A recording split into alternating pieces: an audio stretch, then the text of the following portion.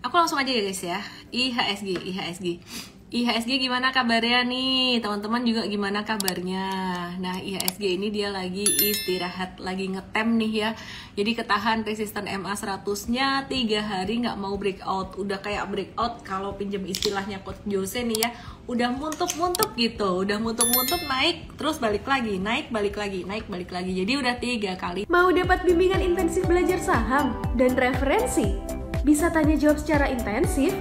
Yuk, daftar mtrade sekarang di mtrade.id/whatsapp atau klik di bawah sini ya. Dia gagal breakout.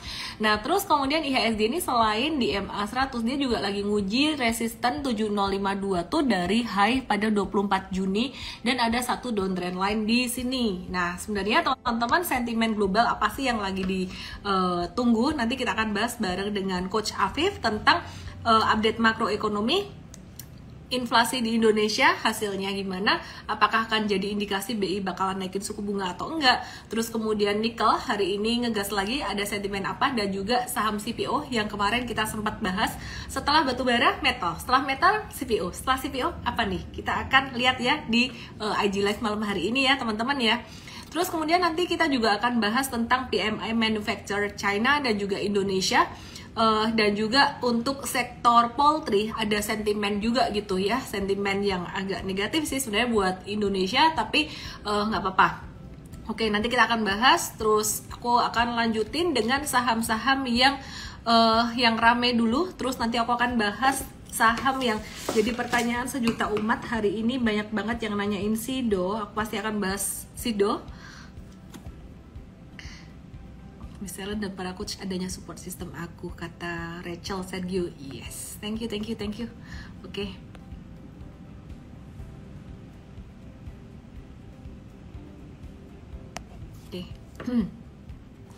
Sido nanti kita akan bahas ya, kenapa ARB kita akan bahas. Terus kemudian pastinya aku malam hari ini bakalan ngebahas sektor CPO juga nih, CPO yang menarik banget ya. Oke. Pertama-tama sebelum aku bahas CPO, aku mau bahas dulu untuk Big Banks. Big Banks diantaranya ada saham BCA. Saham BCA aku mau bahas, oke ya. Yang lain agak-agak turun gitu, tapi BCA-nya hari ini justru malah dia breakout. Jadi teman-teman yang ngarep dapat di 6.200 atau target dari pattern head and shoulders-nya udah lupakan aja. Udah lupakan aja karena BCA ini nggak mau turun banyak gitu. Jadi jangka pendek sih dia bakalan ke 7550 buat teman-teman yang masih ngarep untuk dapat koreksi atau koreksi harga lebih murah di BCA ya. Di supportnya ini bisa teman-teman tunggu di area 7250 di area ini gitu. Masih 7250 angka support yang sangat kuat. Nah, kemudian selain BCA kita akan review untuk saham BBRI, nanti kita juga akan bahas secara fundamental bareng dengan Coach Afif ya.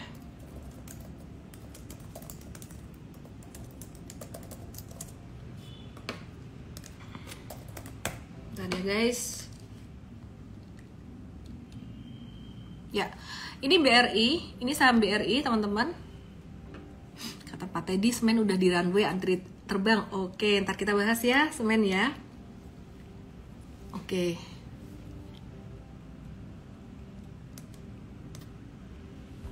Yep, ini ada resisten di 4460 yang tertulis di situ MA 100.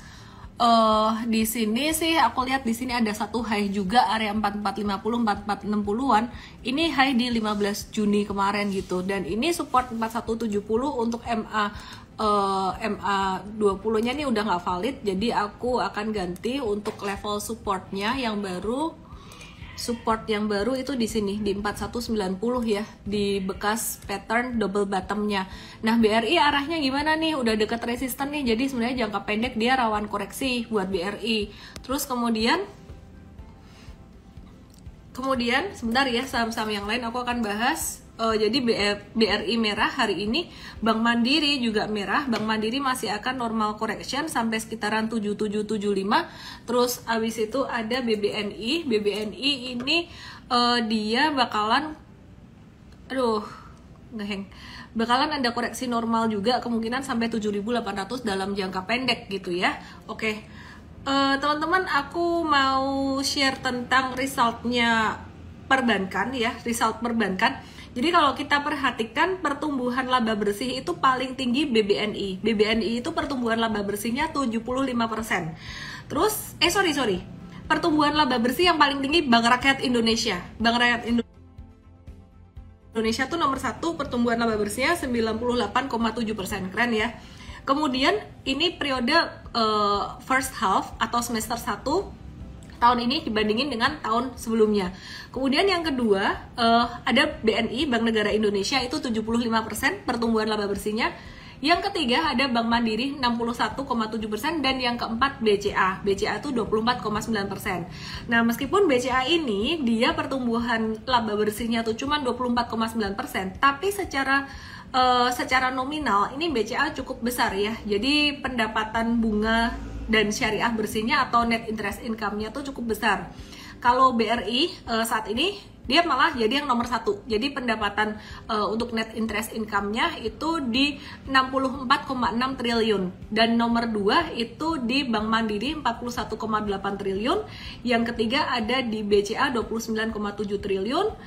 Yang keempat ada di BNI. Kemudian beban provisinya ini yang paling besar adalah BRI gitu ya. BRI 16,9 triliun. Dia turun sih sebenarnya. Mungkin teman-teman nggak perlu perhatikan sampai sejauh itu. Jadi teman-teman untuk 4 perbankan itu masih oke ya. BCA growth-nya untuk labanya nggak begitu besar, tapi ya size-nya dia udah gede sih teman-teman.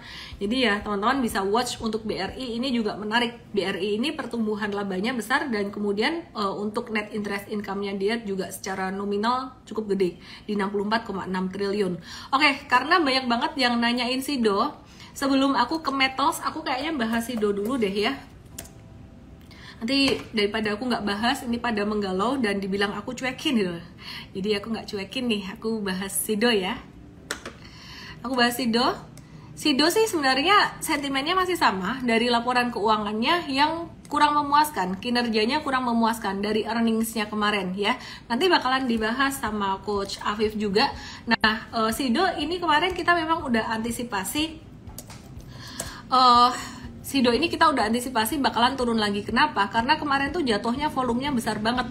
Nah, kita antisipasi SIDO, kalau teman-teman yang ingat di IG Live sebelumnya itu di angka 815. Ya, ini supportnya ya support sekitaran 815 atau 820-an, sekitar area ini 820. Ada support lagi nih di sini nih. Taruh di sini 820. Oke. Nah, ini SIDO sekitar 815 sampai 820, ini potensi ketahan di sini. Nah, what to do dengan SIDO ini teman-teman? Kalau trader sih kita nggak nangkep pisau jatuh ya. Kalau trader ya nanti kita watch di area 815-an untuk buy on weakness gitu. Nah, ini kata Pak Teddy nih, SIDO mudun, ora SIDO munggah, sabar gitu ya. Jadi kita tunggu di level 815. Kalau misalkan ada hijau ya kita bisa manfaatkan buat pantulan. Kenapa? Buat technical rebound, buat trading jangka pendek. Karena trading jangka pendek tuh yang menarik adalah yang bekas jatuh tajam tuh ya kayak SIDO ini, misalkan 2 hari ARB berturut-turut, terus perusahaan ini fundamentalnya bagus.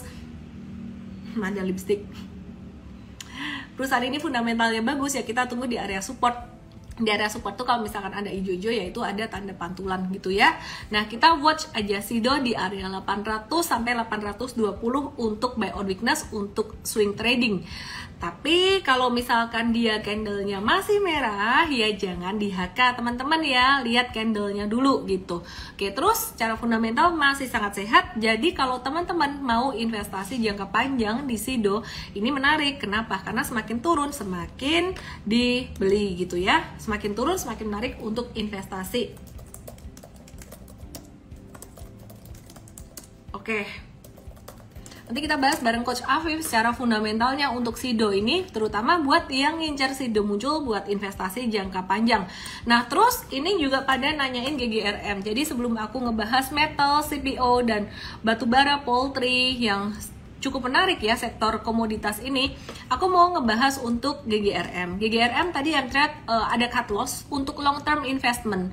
Long term investment ini kemarin kita sempat wait and see untuk technical rebound, ruginya lumayan sekitaran 11-13%, tapi kalau untuk long term investment angka itu sebenarnya tidak terlalu besar. Karena kalau untuk long term investment, return sekali dapat investasi itu bisa ratusan persen atau bahkan sampai ribuan persen untuk investasi jangka panjang.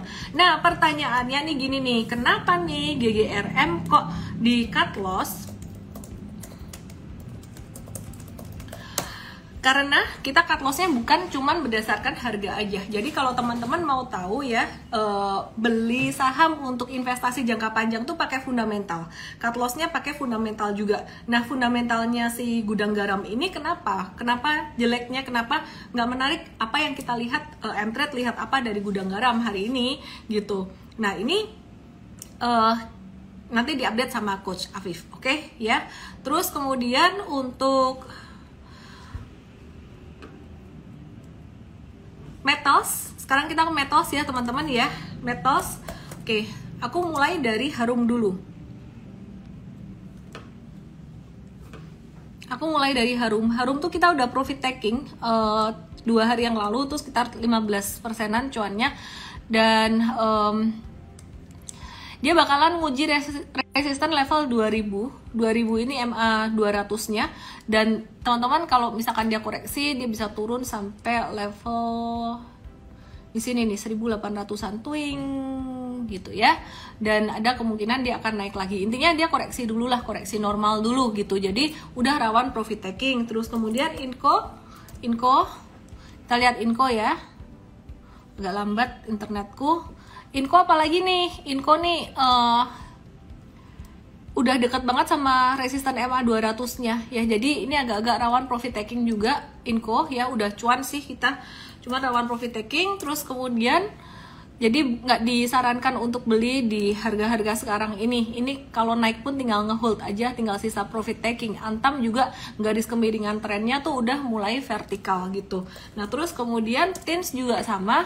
Tins ini dia belum terlalu vertikal tapi udah mulai rawan profit taking juga, kemungkinan sekitaran level 1540 sampai 1600. Jadi kalau dikejar kayaknya nggak worth it gitu.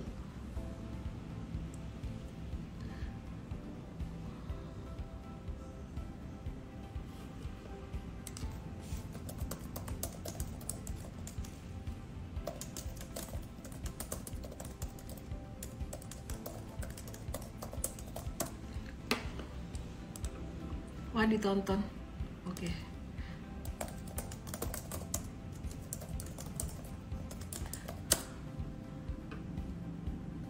Oke, terus kita akan lihat CPO ya guys ya. Jadi kemarin kita habis bahas, beberapa hari yang lalu habis bahas batu bara, kemudian metals, terus habis metals, apalagi nih buat teman-teman yang ingat di IG live aku sama beberapa hari kemarin, CPO potensi jalan, dan ternyata CPO nyusul jalan. Kita lihat yang pertama dari saham Gosco.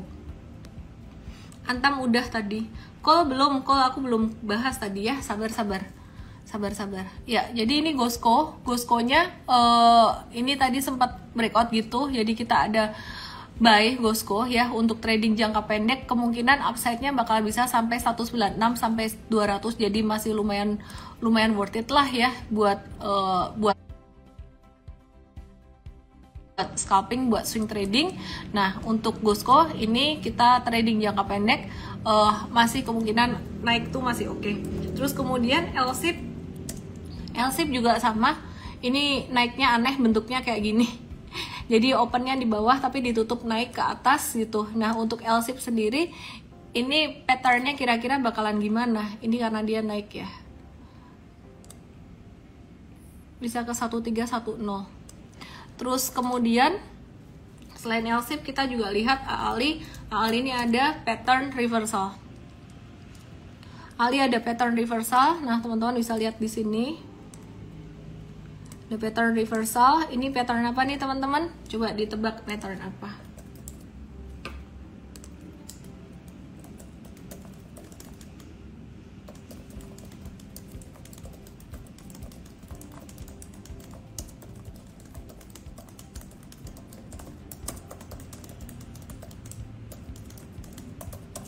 Oke, inverse head and shoulders.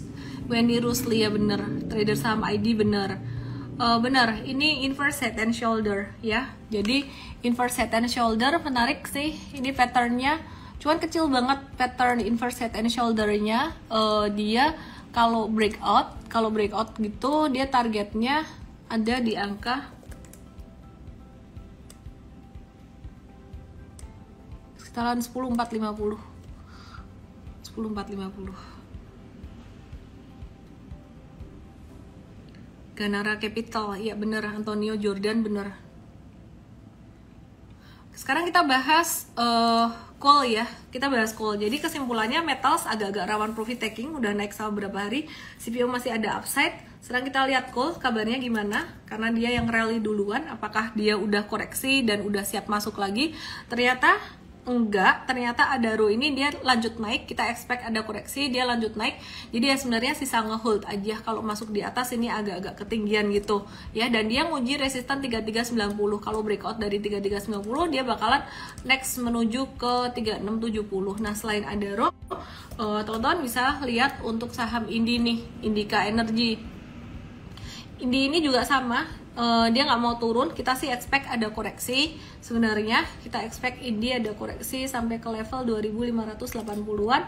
Kemudian resistennya ini resisten dapat dari target pola, dapat dari target pattern double bottomnya itu di 2800-an. Jadi kalau misalkan dia nggak ada koreksi dan malah naik sampai ke 2800, jangan dikejar untuk Indi. Terus kemudian ITMG,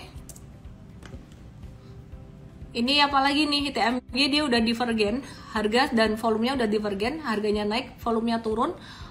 Dia bisa sampai ke resisten 142.900 atau 43.000. Dan aku cuma mau ngingetin teman-teman, kemarin ada temanku yang nanya, dia tuh tipe investor, dia nanya gini, lebih baik aku beli saham perbankan besar atau aku beli komoditas ya, komoditas batubara, bukannya batubara lagi naik terus. Kalau teman-teman investor, jangan lihat apa yang lagi naik terus, tapi lihat yang lagi valuasinya lagi diskon gitu, yang lagi murah lah. Nah teman-teman sekarang lihat ini ITMG, aku cuma mau ngingetin aja, ITMG itu sekarang 47.50, harganya merupakan sama dengan harga di tahun 47.50 tuh sekitaran di sini, ini sekitaran Desember 2012 gitu ya. Jadi sekitaran Desember, iya benar, Desember 2012 di sini nih gitu ya, di Desember 2012. Nah artinya ini udah mencapai level yang sangat tinggi sekali. Jadi jangan FOMO, nanti bisa tiba-tiba kalau misalkan dia koreksinya bisa cepat, bisa tajam jatuh ke bawah. Kenapa? Ini level yang sangat tinggi sekali, dan teman-teman mesti ngelihat nih dari kacamata yang lebih besar, dari bigger picture. Ini teman-teman lihat dari bottomnya pada Juni 2020 kemarin sampai sekarang itu ITMG udah naik 524%. Jadi kalau teman-teman trading saham, mau kripto, mau forex, mau apapun, jangan cuma lihat candle daily doang, mesti bisa melihat bigger picture gimana. Nggak selalu harus lihat monthly tiap hari, enggak, paling kayak seminggu sekali atau sebulan sekali juga nggak apa-apa gitu. Jadi kita lihat, oh bulan ini gimana sih, ini udah ketinggian banget. Perkiraan aku sih nanti mungkin 1-2 bulan dia bisa mencapai angka 400 dan jangan dipikir wah masih ada upside, kejar-kejar aja, jangan. Ini aku bilang resikonya lebih besar daripada upside-nya. Jadi buat teman-teman yang kepengen beli banyak, misalkan buat jangka menengah panjang, aku nggak saranin di pertambangan batubara.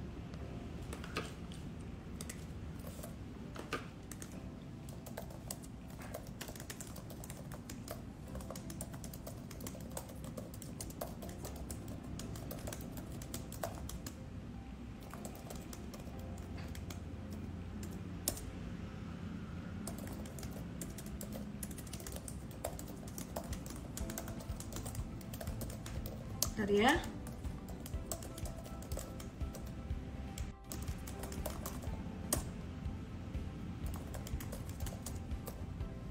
Oke, blur. Masa blur? Masa lagi ngeblur? Lancar nggak? Bentar, tadi di ITMG, terus sekarang aku mau ke kemana ya? UNTR deh. Mtrade sih ada UNTR, tapi kita buat trading aja ya. Kita cuan bungkus. Jadi kita nggak mau yang sampai hold kelamaan gitu. Ini UNTR. Let me check. United Tractors. Untung 10%. Jangka menengah beli di 20 Juli, jangka pendeknya udah jualan. Dan sama kayak saham batu bara yang lainnya, ini United Tractors, ini resistennya di 33400, lumayan tinggi nih resistennya. Jadi udah deket banget resisten, jangan dikejar. Kita expect dia ada koreksi. Jadi untuk komoditas yang sekarang belum ketinggian tuh CPO yang baru mulai kayak apa ya, awal-awal jalan gitu. Metals agak tinggi tapi nggak setinggi batu bara. Jadi batu bara tuh kalau aku lihat udah mulai deket-deket level oversold gitu. Kita mesti bisa ngelihat secara contrarian. Kalau orang-orang masih FOMO kayak batu bara gitu, kita mesti harus agak hati-hati. Mungkin habis ini masih bisa naik, tapi jangan sampai FOMO banget lah gitu, jangan dikejar-kejar. Yang kedua, metals tuh di tengah-tengah. Jadi kalau batu bara di sini, metals tuh di tengah-tengah perjalanannya di sini. Terus kemudian CPO tuh di bawah lagi mau belok naik. Anyway, gitu aja sih. Aku mau bahas untuk komoditas yang lain selain komoditas energi yang pastinya juga banyak ditunggu-tunggu karena belakangan ini lumayan aktif dan Mtrade juga ada punya, yaitu ada yang teriak Esa ada loh.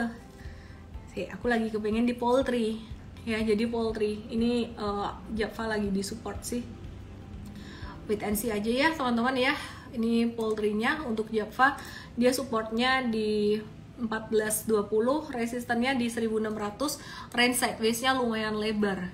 Cuman mesti harus agak sabar sih kalau Java gini ya.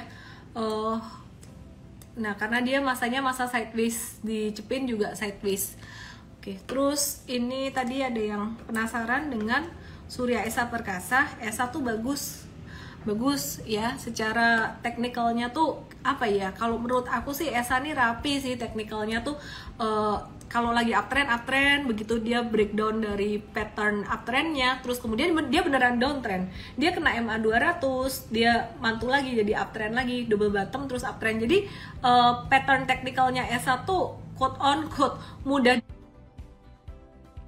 ditebak gitu ya, jadi gampang ditebak. Nah, ini resisten jangka pendeknya Esa itu di 1100.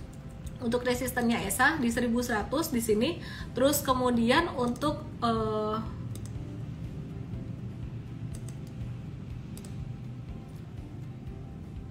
ya supportnya di level 925 ya, supportnya ya di sini.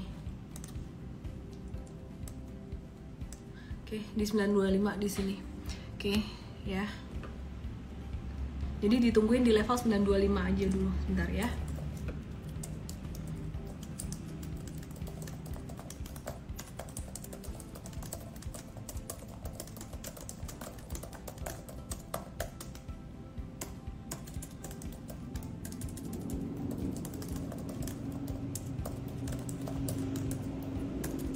Bentar ya guys.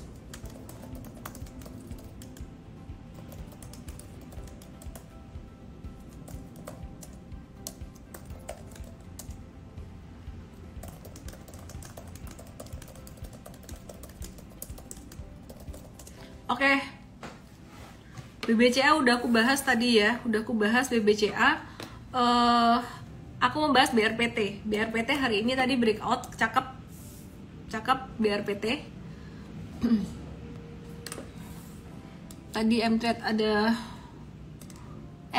Mtrade ada masuk di 7 Juli deh. 7 Juli tuh di sini. Pas dia breakout di sini jangka menengah. Aku nggak tahu dia ada beli lagi nggak ya. Jangka menengahnya lebih cek. Kok BMTR sih mabuk. BRPT, salah ngetik. Jangka menengah ya, cuan 22 sampai 24%. 22-24%. Kalau ada koreksi ke level 945 atau level 925 bisa nih buat watch untuk buy on weakness-nya sekitaran 925-an di sini gitu. Jadi hopefully ada tarikan ke bawah dikit, bisa pakai buat lanjut terus ya. Jadi kalau dia lanjut naik bisa menuju ke 1060, trennya cukup bagus BRPT. Buram, kamera depan buram nggak?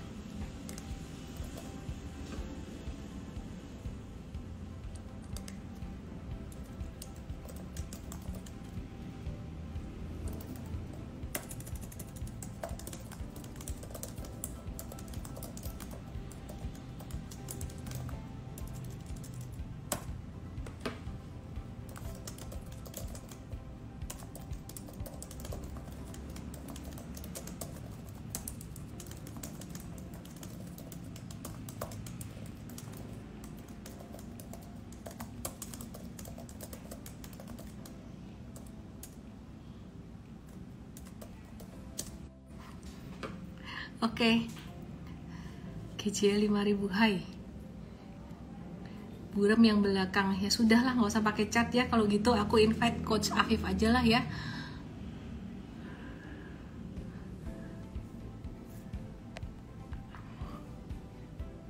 Ada William Sudana, ada Syamendra yang lagi nonton. Hai semuanya. Wait, kenapa nggak bisa invite? Sabar, aku mau bahas kondisi makro yang lumayan penting banget karena kita mau bahas tentang inflasi. Tadi Miss udah bahas BRPT ya? Udah. Baru aja BRPT. Kok nggak bisa invite ya?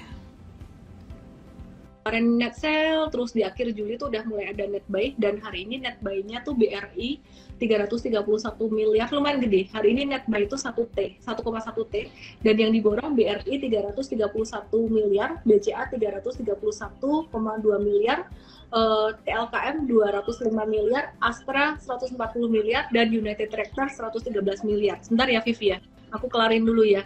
Jadi teman-teman di sini bisa lihat. Teman-teman di sini bisa lihat ya. Jadi kemarin bulan Juli udah pada net sale, sekarang pada net buy.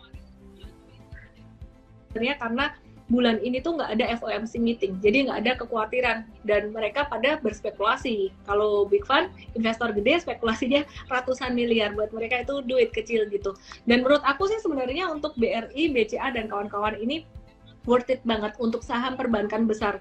Tadi di awal aku ada sebut tentang pertumbuhan laba BRI yang tinggi banget ya, sekitaran, kalau aku salah tolong dikoreksi ya Vivi ya, dataku ini ngapalin nih. Jadi BRI sekitaran laba bersihnya kalau nggak salah 98%, terus kemudian BNI itu laba bersihnya 75%, disusul dengan Bank Mandiri 61%, BCA 24%. Nah, BCA ini meskipun dia kenaikan laba bersihnya cuma 24%, pertumbuhan laba bersihnya 24%, tapi ini tetap diincar oleh investor asing. Terus kemudian TLKM dan ASII, tadi aku belum bahas tentang TLKM dan ASII, boleh nih aku bahas secara teknikalnya. Coach Afif, ditanyain tuh udah ada calon belum? Waduh, kalau mendaftar boleh sih. Jadi deg-degan nih ya. Oke, TLKM ini candle-nya, MA-nya dia golden cross lagi, teman-teman. Supportnya 4180, teman-teman kalau mau long term investment sih, aku sih lebih prefer di BRI dan BCA sih ya. Karena kemarin sempat turun, udah lumayan dalam banget. Meskipun udah balik naik lagi, tapi tetap lumayan murah. Terus Astra International hari ini juga ada net buy 140 miliar. Kita nunggu Astra International kalau dikasih koreksi ke 6225 sih sebenarnya hajar aja buat investasi jangka panjang. Disclaimer guys, jangan terus all in semua dimasukin ke situ. Ya, aku lupa kasih disclaimer. Ini yang dalam investasi saham mengandung resiko.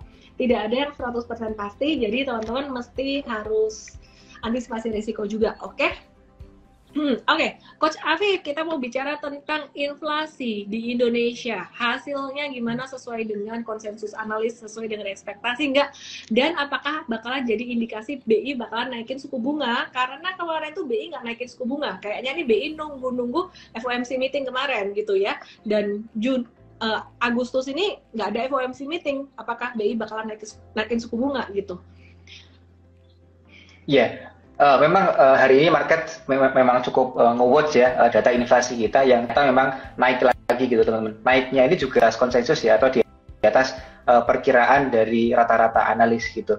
Untuk inflasi intinya itu naik sampai 4,94%, sedangkan 4,9% sedangkan untuk inflasi inti itu naik sampai hampir 2,9% gitu. Sebetulnya kenaikan ini sudah diantisipasi karena kalau teman-teman ingat ya, di awal Juli bulan lalu itu pemerintah sempat menaikkan beberapa harga, kayak harga BBM yang non subsidi seperti Pertamax itu kan naik di bulan Juli. Kemudian ada juga kenaikan dari gas LPG yang 12 kilo itu kan juga naik. Nah, ini juga berdampak kepada inflasi kita. Kenapa kok di bulan Juli kemarin inflasinya naik 4,9%? Itu kenapa gitu. Tapi memang yang perlu teman-teman perhatikan adalah bagaimana data inflasi ini berdampak kepada potensi BI apakah akan menaikkan suku bunga atau tidak gitu. Tetapi yang saya lihat adalah BI sepertinya belum akan menaikkan suku bunga untuk bulan ini ya gitu. Ada dua alasan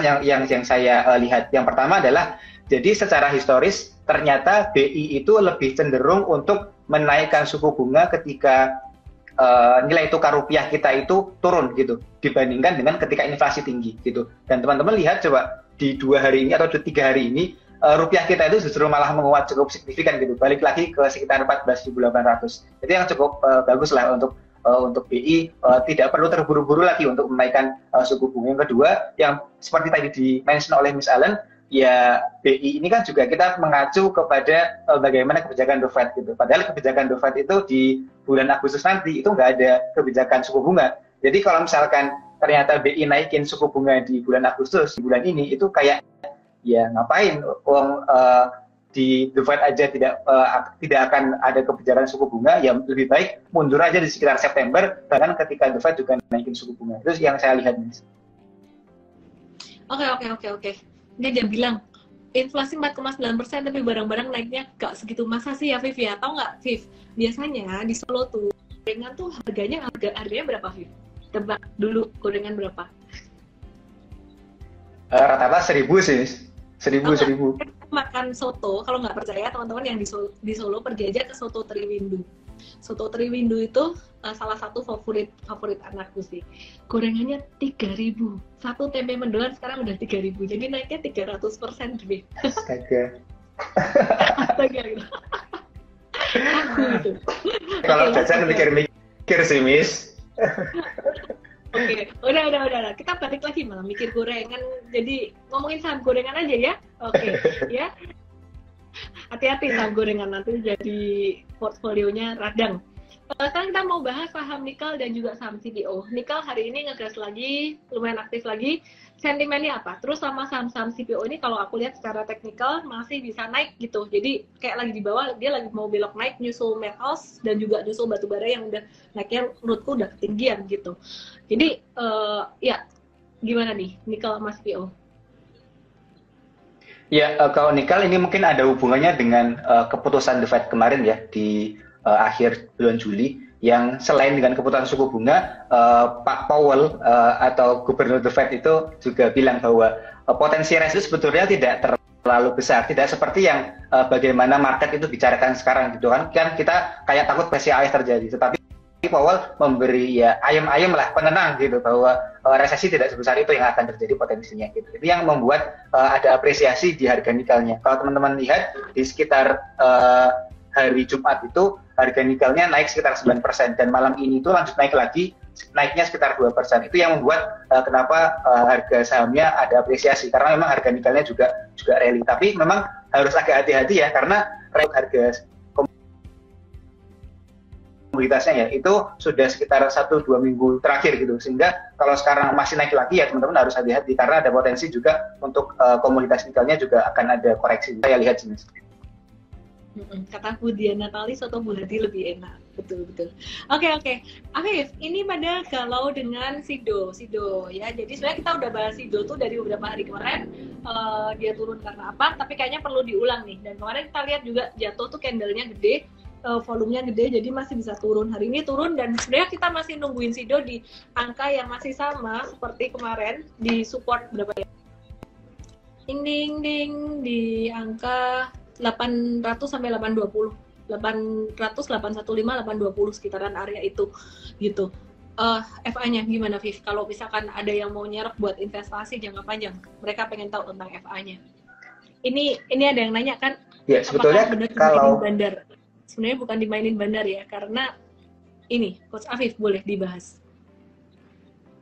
Oke, kalau kita bicara fundamental Sido itu saya bisa cukup confident ya untuk bilang bahwa Sido itu salah satu perusahaan consumer good yang terbaik yang menurut saya gitu, karena mereka itu punya growth untuk revenue dan juga bottom line itu cukup signifikan selama beberapa tahun terakhir gitu, sehingga teman-teman yang investing Sido ini menjadi salah satu saham yang cukup menarik untuk dilirik gitu. Tetapi memang untuk di kuartal 2 ini kenapa kok tiba-tiba kemarin turun drastis sampai ARB 2 hari kalau nggak salah ya, itu memang karena ada rilis laporan keuangan di Sido gitu. Jadi mungkin buat gambaran teman-teman ya. Jadi ketika dulu saham-saham consumer good itu dipanis karena harga komoditi kayak CPO, terus harga gandum itu naik, nah Sido itu nggak kena sentimen itu gitu. Karena Sido memang nggak punya segmen bisnis di sana. Mereka itu mungkin kalau ada komoditas yang naik, itu mereka cuma kedampak ketika gula naik. Cuma itu aja gitu. Yang lainnya nggak ada.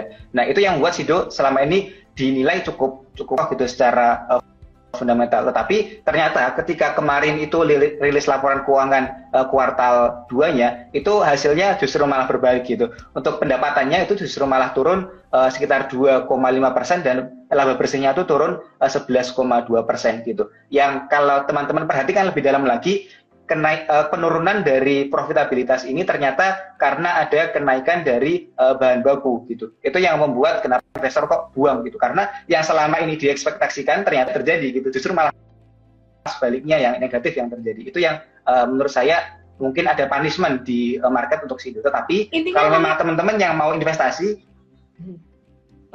mau investasi itu cukup menarik untuk teman-teman perhatikan. Terjawab ya, baru aja aku mau nanya, intinya layak buat diinvestasi atau enggak gitu. Valuasi gimana? Kan biasa valuasinya mahal.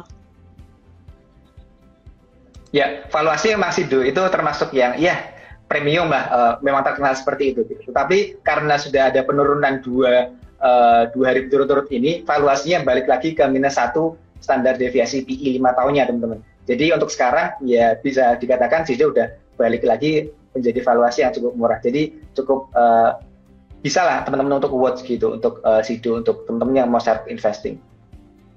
Oke. Sadis Pak Budi kayak ingin nawarnya di 700. Oke. Ini katanya ada yang mau berharap pada yang ESA. Boleh dibahas deh. Surya Esa Perkasa.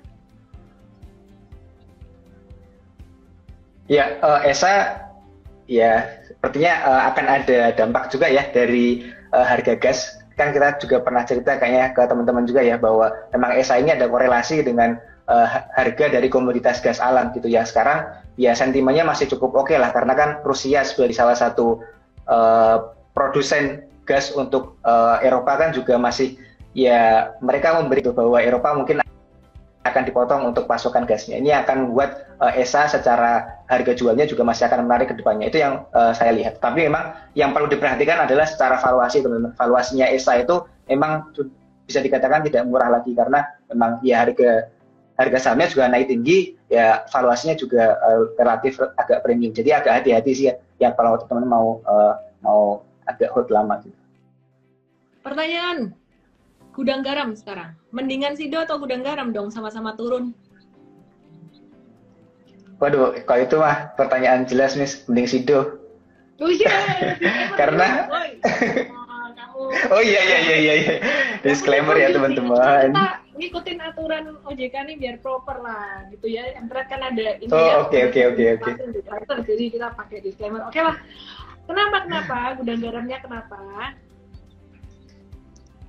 Iya, gudang garam pasti karena rilis laporan keuangan juga ya. Dan kemarin itu ya kalau teman-teman kalau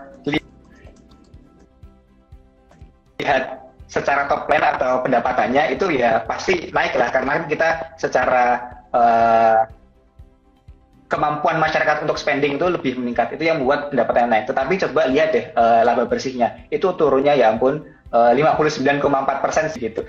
Jadi ya ini yang membuat investor di GGRM juga cabut gitu, karena melihat profitabilitas yang akan terganggu. Apalagi kalau kita lihat secara historis, ini mungkin di tahun depan, di tahun 2023 ini akan ada gitu. Kalau cukainya masih akan naik sekali lagi ya gimana profitabilitas GGRM selanjutnya, itu yang mungkin saat ini masih diperhatikan investor. Jadi GGRM untuk saat ini ya kurang menarik lah menurut saya ya. Oke. Aku ini lagi ngebujukin Pak Leo, CFO-nya Sido buat mau nongol. Ini baru sampai rumah katanya. Oke nggak guys kalau aku bujukin?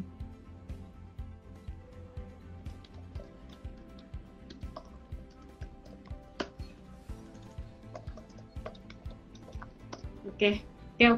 Selain Sido, kita mau bahas dulu. Esa tadi udah dibahas belum nih? Esa sudah, Miss. Oke. Sekarang kita mau bahas yang lagi rame lagi apa ya tadi ya? Kayak tadi pertanyaan banyak Bukalapak, Miss, karena hari ini kayaknya rilis laporan keuangan ya. Iya, boleh.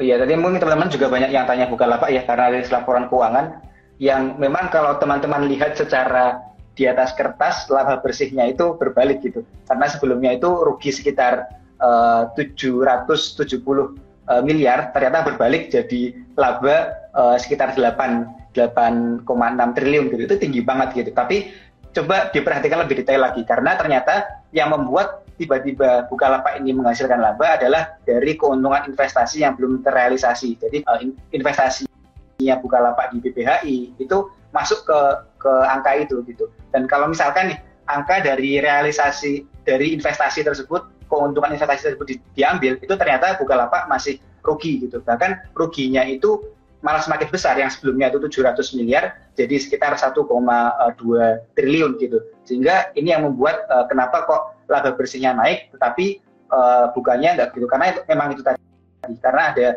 laba yang memang ini bukan dari operasional gitu. Dan kalau teman-teman perhatikan lebih detail sedikit lagi, jadi laba dari keuntungan investasi yang 9,8 triliun itu belum terrealisasi ya teman-teman. Jadi belum dijual. Istilahnya kalau kita investor retail itu kayak floating profit lah gitu. Ya kita udah bisa lihat tuh di portofolio teman-teman plus banyak gitu. Tetapi kan belum untung sepenuhnya gitu karena memang belum terrealisasi. Nah itu yang terjadi di Bukalapak. Karena bisa saja ketika saham-saham ternyata yang diinvestasikan Bukalapak ini turun, ya nanti akan ada beban lagi. Namanya beban dari keuntungan investasi atau rugi investasi gitu. Itu yang mungkin bisa terjadi di Bukalapak. Jadi untuk sekarang saya rasa untuk operasional teman-teman juga harus lebih concern lagi untuk lihat Bukalapak yang solid itu gitu. Miss Ellen. Oke. Nah, aku ditolak nih. Sama Pak Leo, siapa sih Sido. Oke, kita bahas AGI dulu deh sambil masih membujuk. Janji nanti mau deh, yang penting nggak sekarang. Oke, sekarang kita bahas AGI. AGI ini normal supportnya 2270-an, 2270, kalau turun sekitaran 2270 mau buy or weakness sampai 2230 tuh oke, gitu. Resisten jangka pendek sekitaran level 2670, habis itu di 2950. 2930 lah ya, jadi sebenarnya masih oke banget untuk AGI. Ini koreksi normal aja. Aku sih masih nge-hold AGI-nya di